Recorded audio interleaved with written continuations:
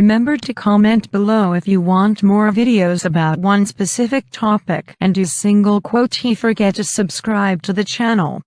Infidelity. Frequently asked questions. The very thought of your partner being unfaithful can be almost overwhelming for even the strongest of people. It can make their heads swim at all of the big questions that suddenly spring to mind that they don't have answers to. Here are some of the most common questions that can set you on the road to better understanding, so you can start to cope with what has happened if you find out your partner has been having an affair. 1. How many relationships will be affected by infidelity? Recent studies show that up to 50 of married women and 60 of married men engage in extramarital affairs at some point in their relationships. 2. How often is it a cause of divorce? Around 50 of marriages end in divorce. Of those, 30 are related to cheating. 3. What are the chances of a couple staying together when there has been infidelity? It depends on the couple and their circumstances.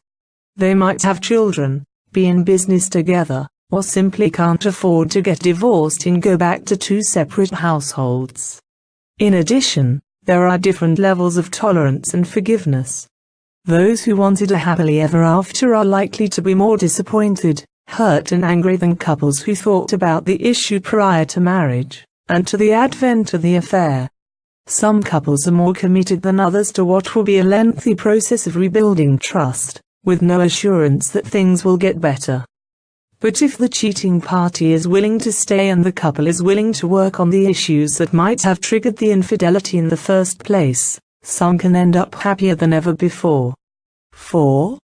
Should the person who had the affair have to come clean to try to get back on track, or keep things to themselves? Openness and honesty are key, however painful it might be to both parties. If the couple is committed to trying to stay together, they need to address the reasons for the affair in the first place.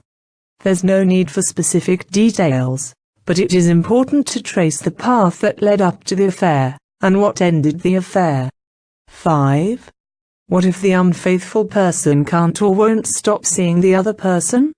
If they have had an affair with a work colleague, it might be impossible for them not to see that person anymore.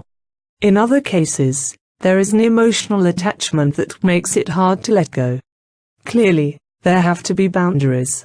Intimacy of every kind needs to stop if the couple is ever going to truly recover and move on. 6. Is it actually possible for a couple to get over an infidelity? It will take work, but it is possible. The support of a marriage counselor can help. Over time, it will play on their minds less. It will still be an important milestone, but it can be healthy to consider it as part of a fresh start and a second chance to do things right and be happier than before. It should become less painful for the wounded party, and be the path to greater intimacy. 7. Is it possible to affair-proof the relationship? Unfortunately, no, but by even asking the question in the first place, it shows that you are thinking about your relationship in a realistic manner. This usually means being willing to work on intimacy, honesty, and conflict resolution, amongst other couple skills. Intimacy is all about sharing, emotionally and physically. Honesty means each couple respecting each other enough to speak the truth in order to be truly intimate. Conflict resolution is all about how you deal with any arguments that might arise. If they push you away from each other, the loss of intimacy can open the door to someone having an affair. I know that you like it like that. I wear designer, check the name on the tag. White fox fur on my jacket. Excuse me, that's